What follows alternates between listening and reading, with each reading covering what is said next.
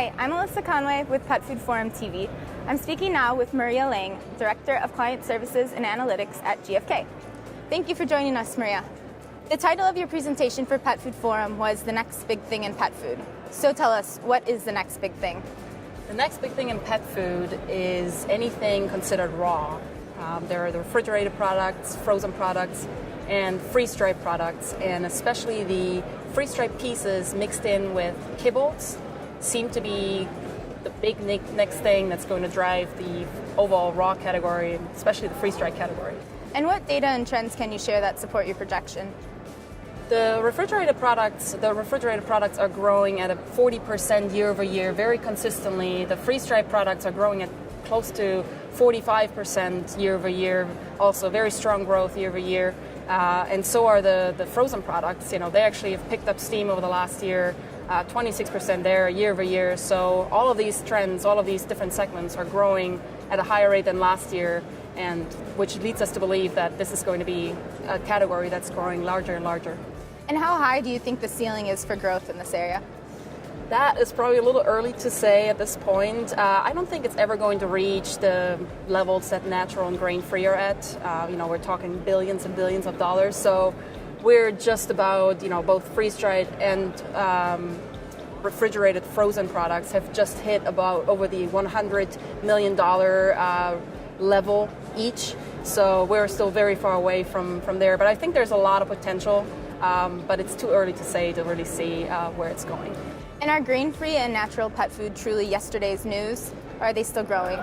They are definitely not yesterday's news, especially if you're looking at just the grain-free category, which is really, has been picking up steam in terms of growth rates year over year, and is really the driver for the natural growth in the channel. So lots of new brands coming in, offering grain-free products as well now. So I think there's still a lot to come from the grain-free category. And are there still any unexplored opportunities that you see?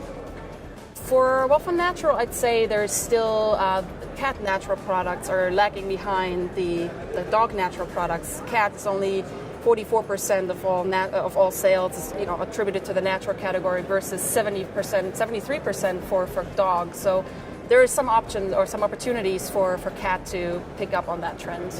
You discussed private label pet food in your presentation. What do you think the outlook for this is in the U.S. market?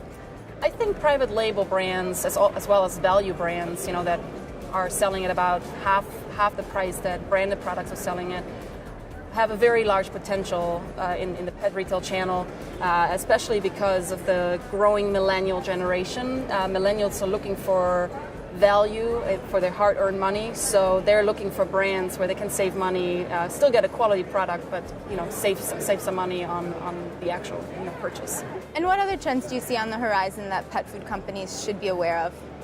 Another trend that's very interesting is also a very small trend, niche trend, but it is for seasonal pet food. Actually, earlier this morning we heard in one of the presentations that I think David Bolin mentioned it, that there are 40% of pet owners are giving their pet a birthday present. And if we look at our data for holiday-themed items or Halloween items, those items, first off, there are many more items in the channel now, and they've also grown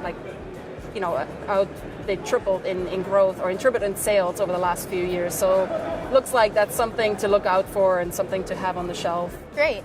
And this is your second year at Pet Food Forum. So what do you think of the move to Kansas City? I think it was a great choice. This is obviously the global manufacturing hub for the pet food industry.